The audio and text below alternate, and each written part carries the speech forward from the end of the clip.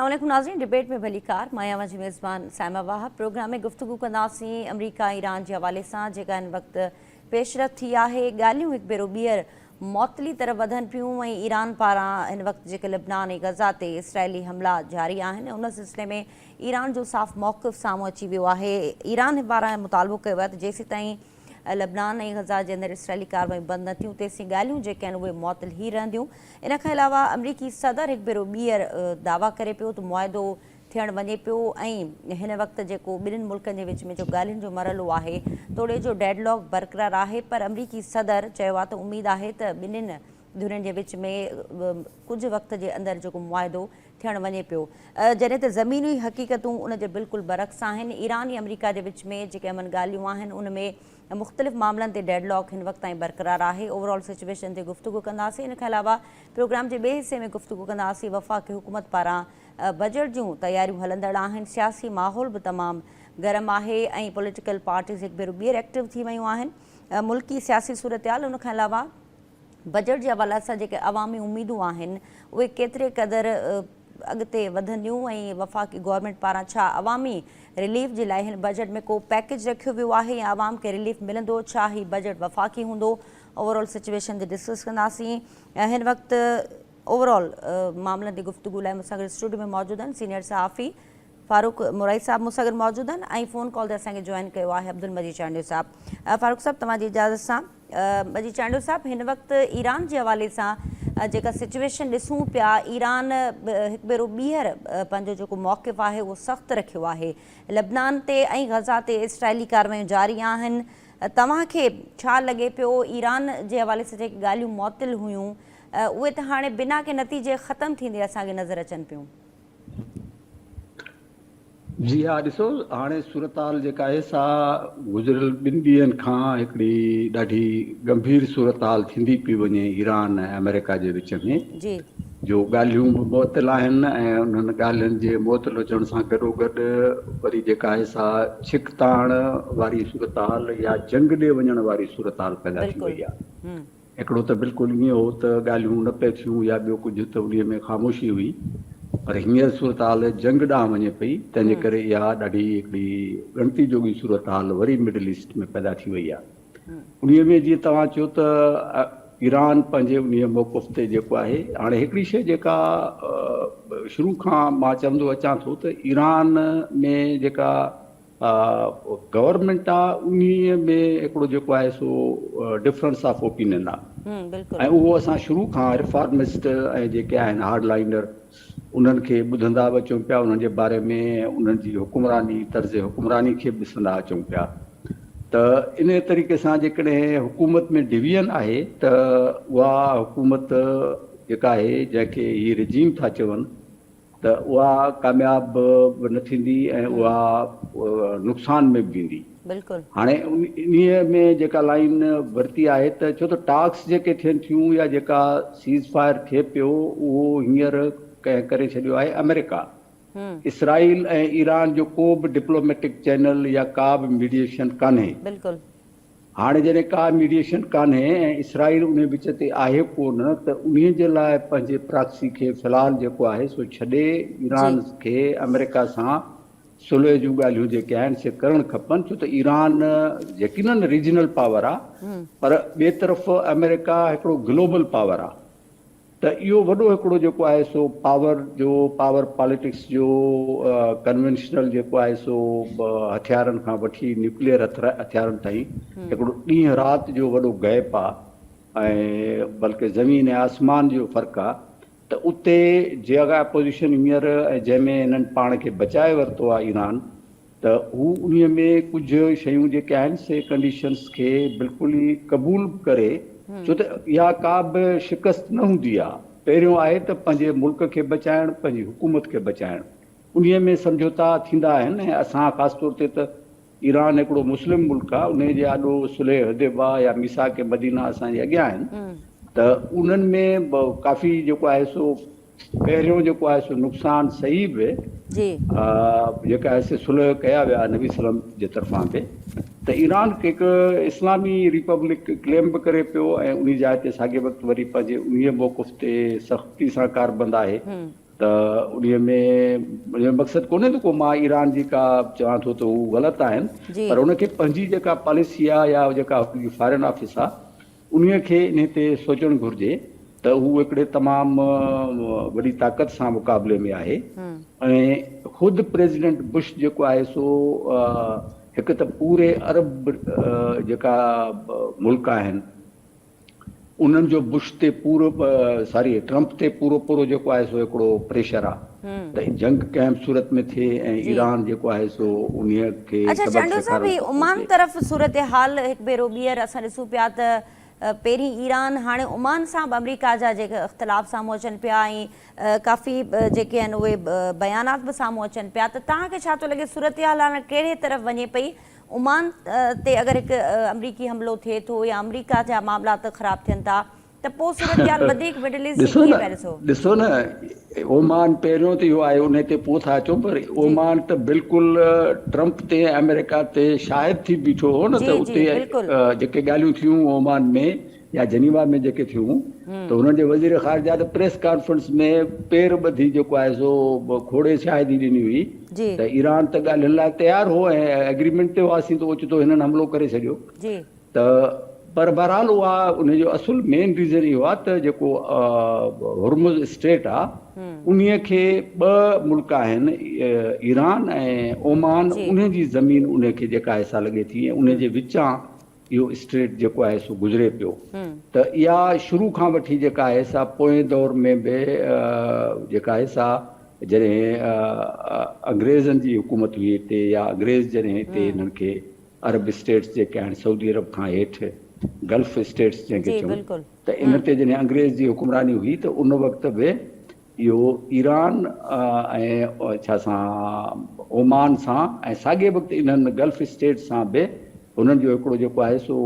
मुआइदो हो ऐं उहो मुआइदो इहो हो त अंग्रेज़ नेवी खे मुकमिल हू आज़ादी सां जेको आहे सो उन खे पैसेज ॾींदा अचणु वञणु, छो त अंग्रेज़ जो हेॾे वॾी कॉलोनी हुई इंडिया जेका आहे सब कॉन्टिनेंट जेको सॼो साउथ एशिया आहे जंहिंमें 6-7 मुल्क हींअर आहियूं, त उन लिहाज़ सां उन्हनि खे हितां खां गुज़रणो ई पवे पियो। त उन जे करे उन्हनि सां एग्रीमेंट हुया ओमान सां बि ऐं कंहिंसां ईरान सां बि ऐं ख़ुदि जेको आहे सो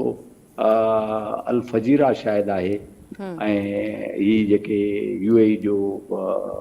आहे अबूज़हबी आहे त इन्हनि सां हिकिड़ियूं एग्रीमेंट्स उन्हनि जूं जंहिंखे उन में ट्रूस इन्हनि खे ट्रूशल स्टेट्स चवंदा हुआ, अंग्रेज़ इन्हनि खे ट्रूशल स्टेट्स नालो ॾिनो हो त जिते जंग बंदी हुजे, ठाह हुजे, जहिड़ो फॾो न हुजे, मुकमिल असांजी जहाज़रानी जेका आहे सा उहा। पर हींअर ओमान जेका आहे सा उन में इहो ॾिए पियो कुझु इंडिकेशन्स त ईअं जीअं जेकॾहिं इन मां टोल टैक्स जेकॾहिं ईरान हासिलु कंदो त पोइ असांखे बि मिलणु घुरिजे, छो त असांजी ज़मीन बि उते वञी दंग थी करे। त इन लिहाज़ सां उन हिकिड़ी इहा धमकी ॾिनी आहे त हू ईरान सां किथे सेटलमेंट में या कंहिं में त ओमान कोन्हे ऐं ओमान जी जेका आहे सा पॉलिसी उहा एंटी अरब या एंटी अमेरिका आहे, छो त ओमान इनडायरेक्ट ऐं ख़ामोशी सां इन खे सपोर्ट पियो करे ईरान जे इन मौक़िफ़ खे त अपनाए हुर्मुज़ सां टैक्स उगाड़ी। जी बिल्कुलु। त उन में जेका आहे सा उन्हनि जी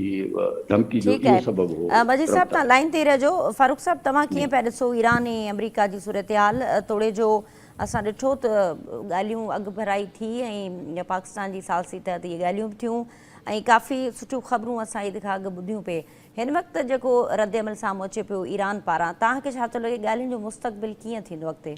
असल में ॻाल्हि इहा आहे त तव्हां इहो ॾिठो हूंदो त भई जेको आहे सो पहिरीं इहो ईरान चवंदो थो अचे पहिरें ॾींहं खां त भई मूंखे जेको आहे सो असांखे जेको आहे सो अमरीका ते एतबार कोन्हे को, असांखे को अहिड़ो साल्स खपे जेकॾहिं अमरीका सां को मुआइदो थिए त असां जेको आहे सो उन ते जेको आहे सो अमल बि थिए ऐं प्लस जेको आहे अमरीका ॿीहर असांजे मथां जारियत न करे। लेकिन जेको आहे सो तव्हां हींअर बि ॾिठो हूंदो त जंगबंदीअ जे बावजूद बि जेको आहे लिबनान ते मुसलसल हमला जारी आहिनि, जॾहिं त ईरान ते बि हमला थिया आहिनि, हुननि जे जेके ड्रोन जेके अॾ हुआ उन्हनि ते बि जेको आहे उन्हनि हमला कया आहिनि ऐं उन खां अलावा जेके उन जूं जेको कश्तियूं आहिनि जेके आबनाए हुर्मुज़ में घुमनि पियूं उन्हनि ते बि जेको आहे अमरीका जी तरफ़ां हमला थिया आहिनि, जंहिं ते जेको आहे ईरान चयो जॾहिं जगबंदी आहे त पोइ इहा लिबनान ते बि हुई, इहा सभिनी जेको आहे इन ते हुई, ईरान ते बि हुई। लेकिन जेकॾहिं अमेरिका ॻाल्हियुनि जे दौरान जेकॾहिं इहा जारियत रखे थो त पोइ असांखे इहा क़बूल कान्हे। अॼु जेको आहे सो ईरान जे तरफ़ां जेको आहे ॻाल्हियूं ख़तमु करण जो जेको फ़ैसिलो कयो वियो आहे ऐं उन खां अलावा इहो बि जेको आहे त भई जेको आहे इन जो जेको रद्द अमल आहे अञा ताईं अमेरिका जे तरफ़ां न आयो आहे त भई जेको आहे त उनजो छा जवाबु आहे। जॾहिं त जेको ईरानी वज़ारत ख़ारिजा जेको तर्जुमान मां इस्माइल बकाई उन जेको आहे सो अमेरिका जी तरफ़ां अमान ते पाबंदी लॻाइण जो जेको फ़ैसिले जो जेको आहे न सख़्तु जेको आहे सो नोटिस वरितो आहे ऐं इन खे जेको आहे हिकिड़ी ब्लैकमेलिंग जेको आहे करार ॾिनो आहे। हुनजो इहो चवणु आहे त भई जेको आहे इहा बैन अक़वामी जेके क़ानून आहिनि उन्हनि जे ख़िलाफ़ु जेका वर्ज़ी आहे ऐं जेको आहे सो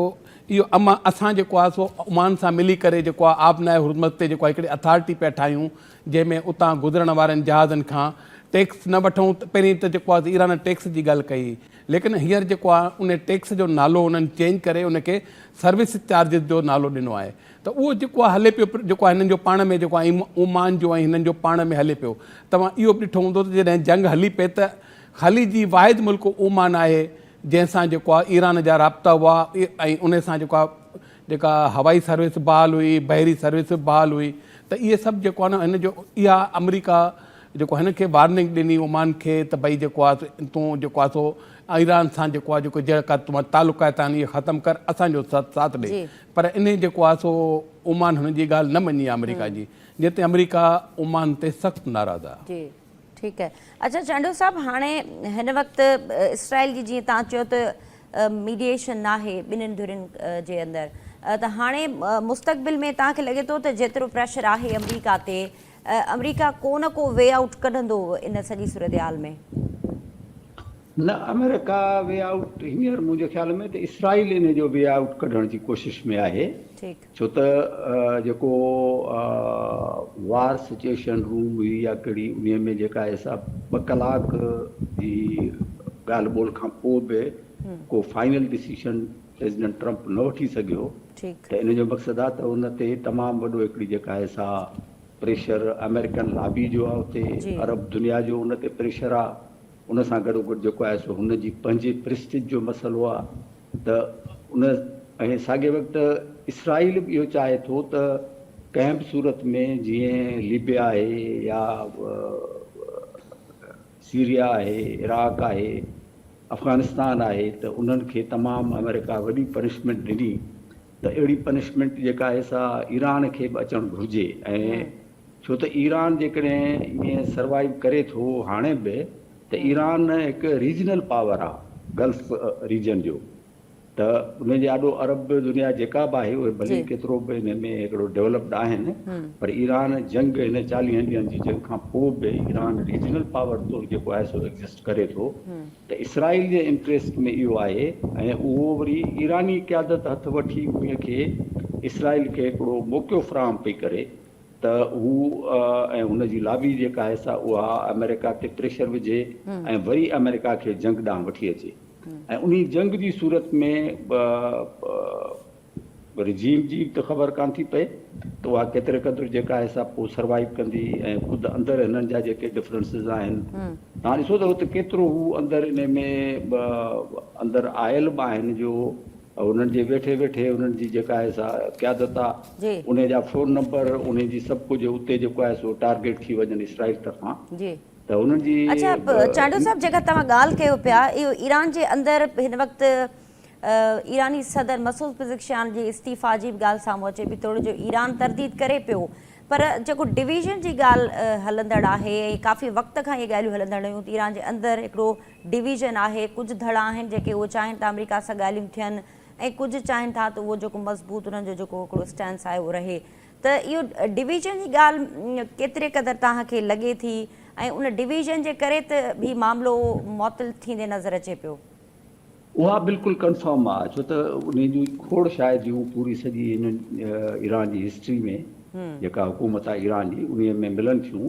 त उहे उते ईअं हुयो, ख़ुदि ईरानी जेके आहिनि या तबसरा थींदा हुआ त हीउ जेको सदर साहिबु आयो आहे उहो ईरान जो हाणे जेको आहे लिबरल आहे, हीउ जेको आहे सो वधीक जेको आहे सो हिकिड़ो ॻाल्हि ॿोल आहे उन खे तरजीह थो ॾिए। वरी कॾहिं ईअं ईंदो हो अहमदी निजात जी सूरत में त उहो तमामु जेको आहे सो सख़्तु क़िस्म जो हार्ड लाइनर आहे ऐं उहो इसराइल खे बिल्कुलु ई दुनिया जे नक्शे तां मिटाइण थो चाहे। त इहा हिकिड़ी जेका आहे सूरत हाल उहा यको तक़रीबन 47 साल जेकॾहिं ईरान जी हुकूमत खे थिया आहिनि त तक़रीबन 40 सालनि खां या 37 सालनि खां इहा ॻाल्हि हले पई ऐं इहा कंफर्म आहे त उते ख़ुदि क़यादत जेका आहे उहा डिवाइडेड आहे पर ज़ाहिर आहे त जंग जी सूरत में क़यादत गॾु बि आहे पर उन्हनि जो जेको डिफरेंस ऑफ ओपिनियन आहे उन जो नुक़सानु जेको आहे सो मुल्क खे ऐं हिननि जी हुकूमत खे पवे थो ऐं इसराइल उन मां कंहिं क़िस्म जो को बि अमेरिका खे कोशिशि कंदो त अमेरिका हुननि ते अटैक करे ऐं हुनखे तमामु घणो यानी तसवुर खां मथे नुक़सानु पहुचाए वठे। चांडू साहब हिन वक़्तु फ़ैसिला साज़ी जो जेको अख़्तियार आहे ईरान में तव्हांखे छा थो लॻे कंहिं वटि आहे? फ़ैसिला साज़ी जो इख़्तियार त हींअर जेका आहे उहा हार्डलाइनर्स वटि आहे न जेका ईरानियन गार्ड आहे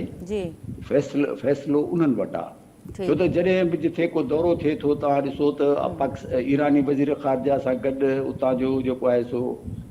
सदर बि अचे थो या वरी जेकॾहिं वज़ीर ख़ारजा चीन जो दौरो करे थो अचे त पोयां वरी ईरान जो जेको आहे सो स्पीकर बि वञे थो त इहा हिकिड़ी जेका आहे जेका असां वटि पुराणी चोयारी हूंदी न टालपुरनि जे दौर जी उहा ॼण त चोयारी हिकिड़ी मूंखे लॻे थी त उहा हिकिड़ी उते थिए पई अहिड़ो तजुर्बो पियो थिए त उन्हीअ मां हिकिड़ी डिफरेंस ऑफ ओपिनियन ऐं उहे डिफरेंसिस ज़ाहिर आहे त किथे बर्दाश्त थींदा किथे वरी जेका आहे सा सबको या हर ग्रुप चाहींदो त मुंहिंजो अपर हैंड हुजे असां जेके चऊं था उहा डिवीजन जेका आहे सा मुल्क खे ऐं ईरान जी हुकूमत खे कंहिं वॾे नुक़सान में न विझे इहो ख़दशो बि आहे ऐं इहा ॻणती जहिड़ी सूरत हाल बि आहे। अच्छा फारूक साहब तव्हां कीअं ॾिसो पिया ईरान जे अंदरि सदर पारां इस्तीफ़ा ऐं जेका चांडू साहब ॻाल्हि कनि पिया त डिवाइड आहे हिन वक़्तु ईरान जे अंदरि असल में इहा सभिनी खां पहिरीं जेका इहा ॻाल्हि जेका इहा निकिती इहा जेको मुंहिंजो इहो ख़्यालु आहे त भई जेको आहे इहो जेको आहे ईरान जे अंदरि कशीदगी पाण में सियासी कशीदगी पैदा करण जी हिकिड़ी कोशिशि आहे ईरान जो नशरियाती हिकिड़ो इदारो आहे उन जेको आहे सभिनी खां पहिरीं इहा ॻाल्हि जेको आहे मंदर आम त आंदी त भई जेको आहे सो अमरीकी जेको ईरानी सदर आहे मसूद पज़ेश्कियान उन जेको आहे सो जेको सुप्रीम लीडर आहे मुजतबा खामनाई साहब उन जे जेको ऑफिस में एप्लीकेशन दरख़्वास्त ॾिनी आहे त मूंखे हटायो वञे ऐं जेको आहे सो छो जो तमामु जेको आहे अहम जेके फ़ैसिला आहिनि उन में असांखे शामिलु नथो कयो वञे ऐं उन में जेको आहे सो बाज़ ज़रा इहो चवनि था त भई जेको आहे सो उते जेको आहे ईरानी सदर जो आहे जेको आहे ऐं उन जी काबीना आहे उनखे इन्हनि जेके फ़ैसिला आहिनि उन खां परे रखियो पियो वञे ऐं जेके इनकलाबी गार्ड्स आहिनि जेको ग्रुप आहे ऐं उहे सख़्तु गिर जेके मौक़ुफ़ रखण वारा आहिनि उहे सभु फ़ैसिला पिया था कनि त लेकिन जेको आहे सो लेकिन हिननि जो इहो जेके इनकलाबी गार्ड्स ऐं सदारती जेको इन्हनि जो मुश्तरका इहो आहे त भई जेको आहे अहिड़ी का ॻाल्हि कान्हे सदर मसूद पज़ेश्कियान पंहिंजो जेको आहे सो इहो ॾिए पियो थो पंहिंजो सदारती जेको पंहिंजो जेके पंहिंजा करे पियो थो ख़ामोशीअ सां जेको करे पियो थो ऐं अहिड़ी का ॻाल्हि कान्हे का जॾहिं इहो इन वक़्तु अहिड़े वक़्त में जेको आहे इहो जेको फ़ैसिलो थियो आहे जॾहिं अमरीका ऐं ईरान जा जेके पाण में ॻाल्हियूं आहिनि इहे जेको ओज ते आहिनि ऐं उन में जेको आहे अहिड़ी ॻाल्हि करण जो मतिलबु इहो ई आहे त भई जेको आहे सो अमरीका जा नशरियाती इदारा आहिनि या जेको कुझु आहे उहे पाण में अंदरूनी तौरु इख़्तिलाफ़ात पैदा करण जी कोशिशि पिया कनि लेकिन हिननि जो इहो ई चवणु आहे त भई जेको आहे सोशल मीडिया ते या ख़बरुनि जे करे जेको आहे सो असां पाण में अलॻि न आहियूं जेको हुननि जो बयानु आहे। जी ठीकु आहे। अच्छा चांडू साहब हिन वक़्तु तव्हां ॾिठो अमरीका जे अंदरि बि पॉलिटिकल प्रेशर आहे अमरीकी सदर बि डेमोक्रेट्स जे हवाले सां जेके हुन जा सियासी हरीफ़ आहिनि उन जे हवाले सां तव्हांखे लॻे थो नवंबर खां पहिरीं को सूरत हाल में को तब्दीली ॾिसो पिया ऐं इहा सूरत हाल अमरीकी सदर खे वठी वेंदी ॻाल्हियुनि जी तरफ़ ऐं कंहिं न कंहिं मुआदे तहत हुनखे ईरान लाइ अचिणो पवंदो छो त इलेक्शन्स खां अॻु में हिन सॼनि माहौलनि खे ऐं जेको हुन ते प्रेशर आहे उनखे ठीकु करणु चाहे पियो। ज़ाहिर आहे इहो त जेको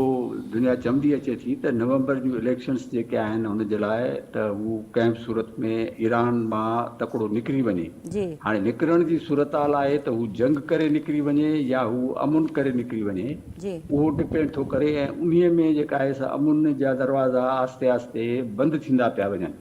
ऐं जेकॾहिं उहा जंग लॻी त उहा जंग बि वधि में वधि हिकिड़ा जेका आहे जून जो महीनो जीअं 40 ॾींहं हिकिड़ा अॻु में गुज़रिया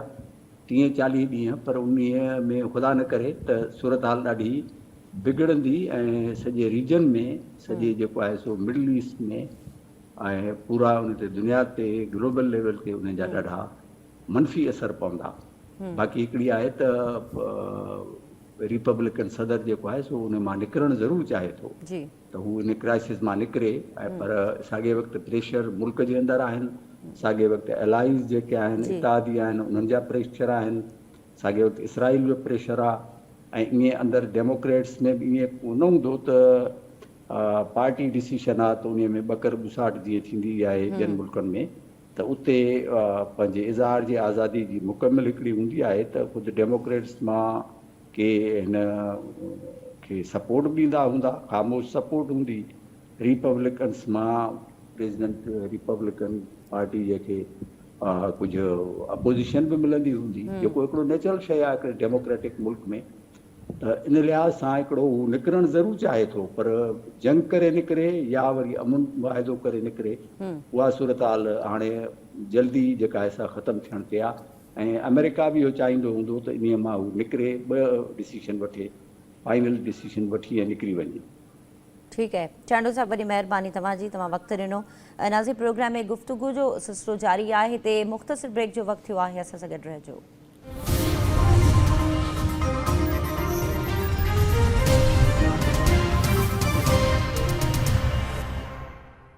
नाज़रीन, डिबेट में भलीकार गुफ़्तगू हलंदड़ आहे। हिन वक़्तु पाकिस्तान जे अंदरि बजट जूं तयारियूं मुकमल थी चुकियूं आहिनि ऐं वफ़ाक़ी सरकार पारां 5 जून ते बजट पेश कयो वेंदो, ऐं इन हवाले सां हिकु ताज़ी सर्वे मुताबिक़ जेके बजट अचण खां अॻु में जेका हिन वक़्तु महांगाई जी सूरत हाल आहे उहा तमामु ख़तरनाक हद ताईं वधी चुकी आहे, ऐं सिर्फ़ु 2-2.5 सालनि जे अरसे में जेका शरह आहे उहा 11% वधी वई आहे। ऐं हिन वक़्तु जेके मुआशी माहिर आहिनि उन्हनि जो इहो चवणु आहे त जेका बजट 2026-27 जी पेश कई वेंदी उनखां पोइ जेका महांगाई जी जेका शरह आहे उन में अञा वाध थी सघे थी। उनखां अलावा नाज़रीन, सियासी तौर ते बि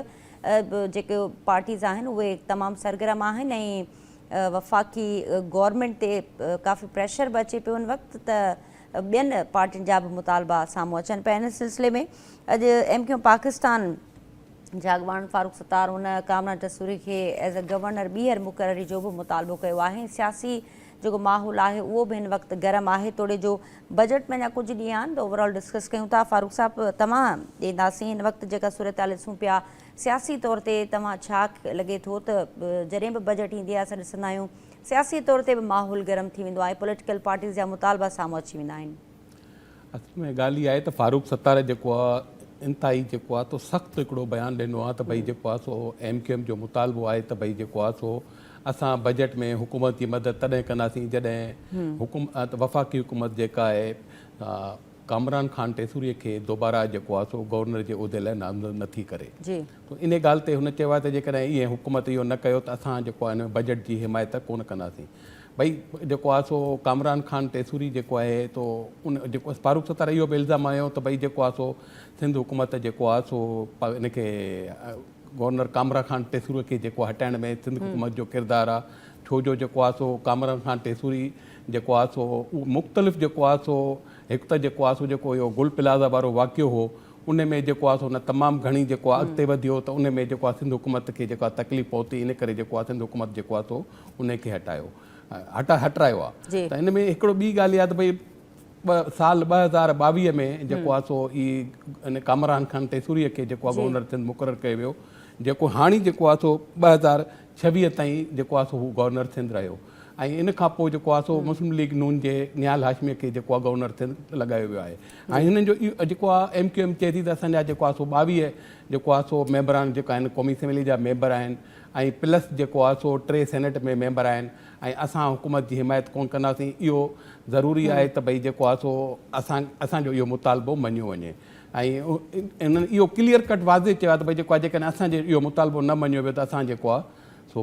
इन में हुकूमत जी जेको आहे बजट में जेको आहे हिमायत कोन कंदासीं। ऐं जेको कामरान खान टेसूरी आहे उहो जेको सियासत में आयो, इन खां पहिरीं हुनजो हिकु नालो बिल्डर्स में नालो, उन खां पोइ हिन जी जेका शुरूआति कई जंहिंमें हीउ मथे उभरियो उहो थियो मुस्लिम लीग फंक्शनल, उन खां पोइ मुस्लिम लीग फंक्शनल छॾे हुन फारूक सत्तार जे ज़रिए जॾहिं मुतहदा में शमूलियत अख़्तियार कई त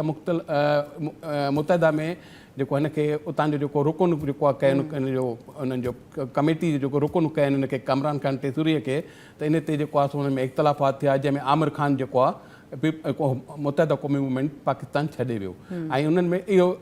पाण में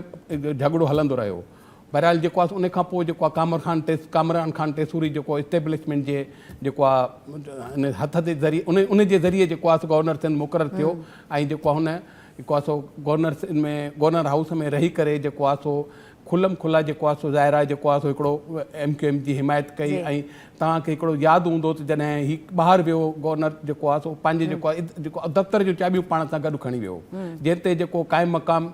जेको गवर्नर सिंध हो जेको स्पीकर सिंध असेंबली सैद अवेस कादिर शाह उन ते सख़्तु एहतिजाज कयो ऐं उन जेको आहे उन में सिंध हाई कोर्ट में वञण जो बि ऐलान कयो। उन खां अलावा मुख़्तलिफ़ जेको आहे न वक़्तनि ते बि जेको आहे सो जेके बिल ईंदा हुआ उहे बि हिन जेको आहे उन ते न कया, पास न कया, उन ते सही न कई, जंहिं ते ज़ाहिर पीपल्स पार्टी खे बि तहफ़ुज़ात हुआ। त बहरहाल इहो जेको हिकिड़ो जेको आहे न पाण में हिकिड़ो हिननि जो अंदरूनी तौर ते जेको हलियो पिए जेको ख़ामोश जेको आहे न अंदरूनी तौर ते, लेकिन पहिरीं तय हो त भई जेको आहे सो गवर्नर जेको आहे हिते मुस्लिम लीग नून जो थींदो, लेकिन छो जो वफ़ाक़ी हुकूमत जेको आहे सो इस्टेब्लिशमेंट जी वजह जे करे ख़ामोश हुई। बहरहाल मौक़ो ॾिसी जेको आहे हुकूमत जेको आहे सो कमरान खान टेसूरी खे हटायो आहे। हाणे MQM जो इहो आहे मुतालबो आहे त भई जेको आहे सो हिनखे गवर्नर जेको आहे सो कमरान खान टेसूरीअ खे मुक़ररु कयो वञे। ऐं हिन जो जॾहिं त तव्हांखे हिकिड़ी ॻाल्हि वाज़े कयां त मुतहदा क़ौमी मूवमेंट पाकिस्तान में 3 ग्रुप आहिनि, हिकिड़ो मुस्तफ़ा कमाल ग्रुप, ॿियो फारूक सत्तार ग्रुप, ॿियो ख़ालिद मक़बूल सिद्दीकी ग्रुप। हाणे जॾहिं हिकिड़े जेको आहे हिकिड़े ॿिए ग्रुप खां हिन बारे में पुछियो वियो त उन्हनि चयो भई असांजे अञा इजलास में जेको असांजो सेंट्रल एग्ज़ीक्यूटिव कमेटी जो इजलास आहे उन में को असांजो फ़ैसिलो कोन थियो आहे, इहो अञा एजेंडा असां वटि कोन आयो आहे। लेकिन महाजर काज़े जो जॾहिं मसइलो आहे त पोइ जेको आहे असां कमरान खान टेसूरी अगरि जेकॾहिं हू थिए थो दोबारा गवर्नर त असांखे हिन ॻाल्हि ते को बि एतिराज़ु कोन्हे को। अच्छा फारूक साहब, तव्हांखे छा थो लॻे तोड़े जो हिन वक़्तु 28वीं तरमीम जूं ॻाल्हियूं हलंदड़ आहिनि त MQM पाकिस्तान जो इहो मुतालबो तव्हांखे लॻे थो त वफ़ाक़ी गवर्नमेंट हिनखे कंसीडर कंदी? असल में ॻाल्हि इहा आहे त वफ़ाक़ी हुकूमत पीपल्स पार्टीअ सां मिली करे बजट त पास करे वेंदी आहे, लेकिन बहरहाल जेको आहे सो जेकॾहिं इहो मामिलो जेकॾहिं हिननि मुतहदा क़ौमी मूवमेंट खे जेकॾहिं राज़ी नथा कनि त ज़ाहिर आहे हिकिड़ी जेको अपोज़िशन जे लाइ इहा हिकिड़ी वॾी अहमियत थी वेंदी, हिकिड़ी ॻाल्हि थी वेंदी त भई जेको आहे सो हिकिड़ी मतिलबु पाण में जेको आहे माना अपोज़िशन याने जेका PTI जेका आहे उनखे जेको आहे उन ते असरु पवंदो ऐं उहा हिकिड़ी मज़बूत हिकिड़ी अपोज़िशन थींदी। हालांकि ही हुकूमत में 2 वज़ीर शामिल आहिनि, ख़ालिद मक़बूल सिद्दीकी लेकिन मुस्तफ़ा कमाल, लेकिन अंदरूनी तौर ते ज़ाहिर हिननि जा पाण में हुकूमत सां इख़्तिलाफ़ात वधी वेंदा। थी सघे थो जेकॾहिं इन ते जेकॾहिं ज़िद अची वञे त शायदि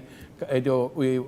जेके मिनिस्ट्री बि छॾे ॾियनि। भले फारूक सत्तार जो इहो मौक़िफ़ जेको आहे बिल्कुलु वाज़े आहे त भई जेको आहे असां कहिड़ी बि सूरत में जेको आहे इन पंहिंजे मौक़िफ़ सां न हटंदासीं। अच्छा, उनखां अलावा हिन वक़्तु जेके सर्वे मुताबिक़ हिन वक़्तु महांगाई तमामु वधी वई आहे ऐं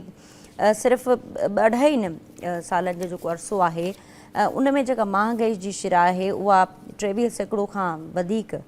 बुलंद तरीन सतह ते अची वई आहे 23 महीननि जे अंदरि। त हिन वक़्तु जेका सूरत आहे उन में बजट खां अॻु में इन सूरत हाल ऐं आफ्टर पोस्ट बजट जेका सूरत हाल ठहे थी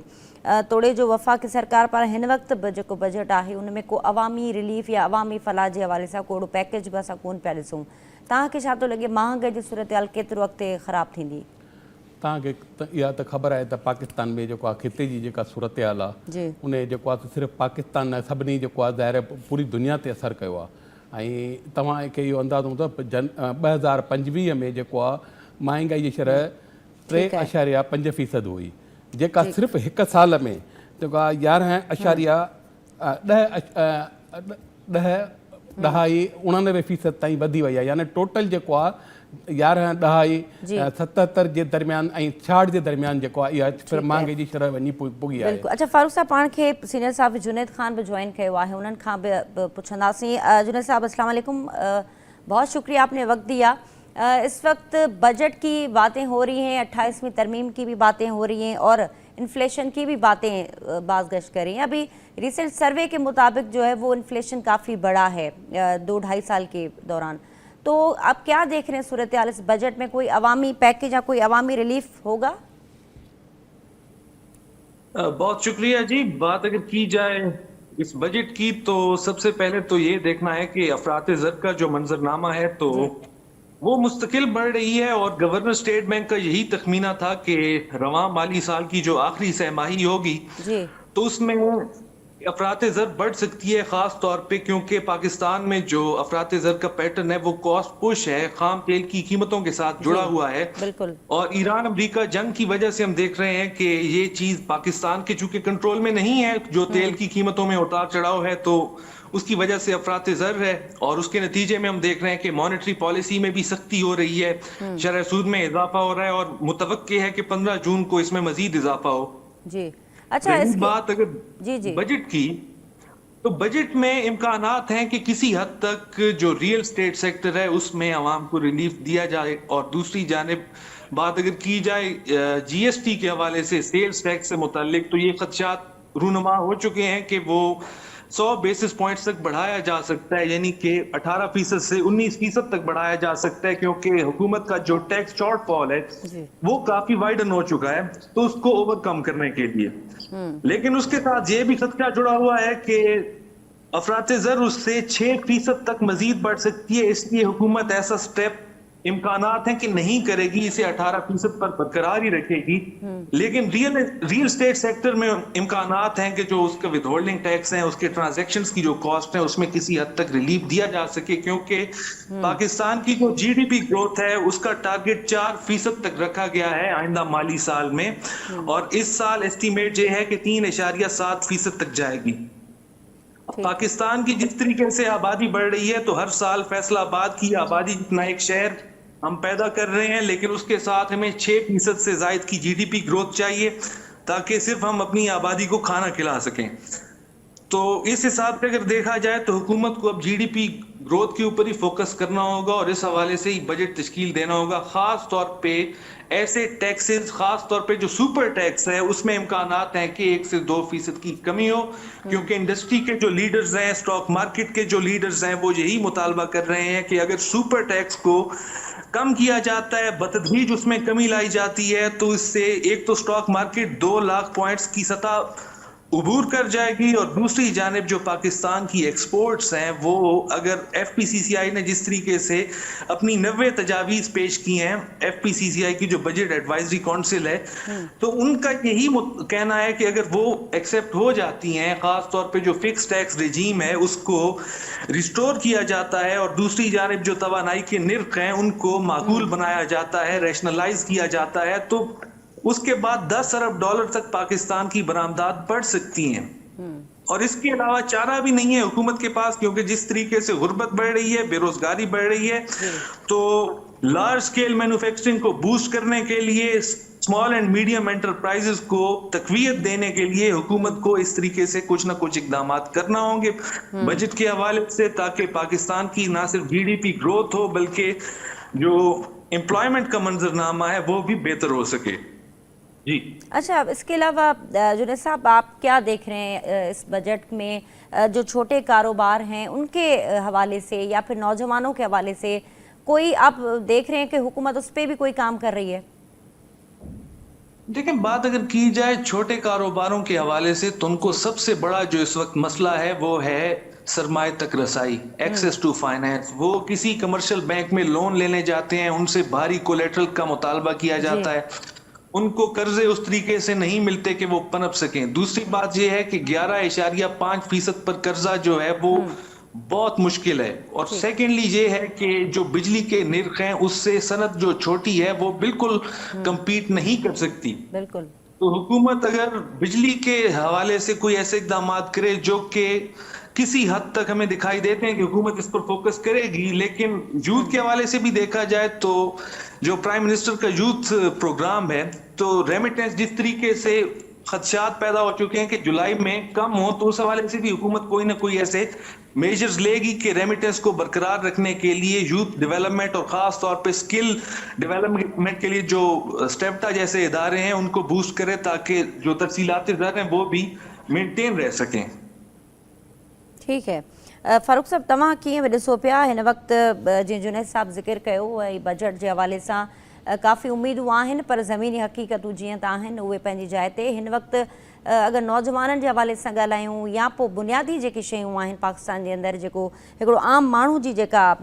ख़रीद ऐं फ़रोख़्त जी जेका सघ आहे उहा केतिरे क़दुरु तव्हांखे लॻे थो त बहितर थींदी, या आम तौर ते जीअं असां ॾिसूं था त बजट ईंदो आहे, अवाम उन मां उमेदूं लॻाईंदी आहे, पर बदिले में उन्हनि खे सिर्फ़ु ऐं सिर्फ़ु टैक्स ई मिले थो बदिले में। त हाणे सूरत-हाल तव्हांखे लॻे थो कुझु मुख़्तलिफ़ हूंदी, छो त नून लीग त अवामी हुकूमत जी ॻाल्हि करे थी, त अवामी हुकूमत कनि पिया, अवामी माण्हू आहिनि, त अवामी बजट असां छो न पिया ॾिसूं? ॾिसो न, तव्हां जुनेद खान इहा ॻाल्हि क्लियर कई त भई जेको आहे सो पाकिस्तान जो को कंट्रोल कोन्हे तेल जी क़ीमत ते, ऐं तेल जी क़ीमत ई आहे जेका जंहिंजे करे जेको आहे सॼी दुनिया में जेको आहे मुआशी मसइला या जेको महांगाई वग़ैरह वधे थी। तव्हां पहिरीं जेको आहे मौजूदा जेका हुकूमत आहे, तव्हां इहो ॾिठो हूंदो त जेको आहे सो जेका शरह सूद हुई 16.5% ते हुई, जंहिंखे घटाए जेको आहे हिननि जेको आहे 10 जेको आहे सो 5% ते आंदो हो, ऐं जेको आहे त सनतकारनि ऐं ताजरनि जो मुतालबो हो त हिनखे सिंगल डिजिट में आंदो वञे। लेकिन जेको आहे सो ज़ाहिर आहे हींअर जेके हालात आहिनि उनखे दोबारा वरी शरह सूद हिनखे 1% जेको हुन में इज़ाफ़ो थी वियो आहे। त बाक़ी आवाम जेको आहे सो उहा ज़ाहिर आहे एतिरा टैक्स घरा पहिरीं लॻल आहिनि, पहिरीं जेको आहे असां घाणे में जेको आहे आवाम आहे उहो जेको आहे पिसजे पियो थो, उहो उन में जेको ऐं जेको आहे सो उन खां वॾी ॻाल्हि इहा आहे त आवाम उमेदूं करे थो त शायदि बजट में का असांखे सहूलियत मिलंदी, सरकारी मुलाज़िम बि इहो चाहिनि था त भई जेको असांखे जेको आहे सो तनख़्वाहूं महांगाई जे हिसाब सां वधनि। लेकिन जेको आहे असां जेका हालात ॾिसूं था त का ख़बर कान्हे, का हिकिड़ो बयानु थो अचे कंहिं जेको आहे वॾे जेको आहे जेको हुनजो इंटरनेशनल लीडर जो जीअं ट्रम्प आहे उनजो बयानु थो अचे त जेको आहे स्टॉक जेको आहे सो किरी थो पए, वरी जेको ॿियो बयानु थो अचे त वरी स्टॉक मथे चढ़ी थो वञे। त इन मां अंदाज़ो लॻाए त भई असांजी जेका हिते जेका शरह मुआशी तौर ते या महांगाई आहे उहा हींअर जेको आहे लोकल सतह खां निकिरी जेको आहे इंटरनेशनल सतह ते पहुची वई आहे। ठीकु आहे फारूक साहब, वरी महिरबानी तव्हां वक़्तु ॾिनो। नाज़रीन, महिमाननि जी गुफ़्तगू तव्हां ॿुधी डिबेट में फ़िलहालु एतिरो ई, ॾींदा इजाज़त, अल्लाह हाफ़िज़।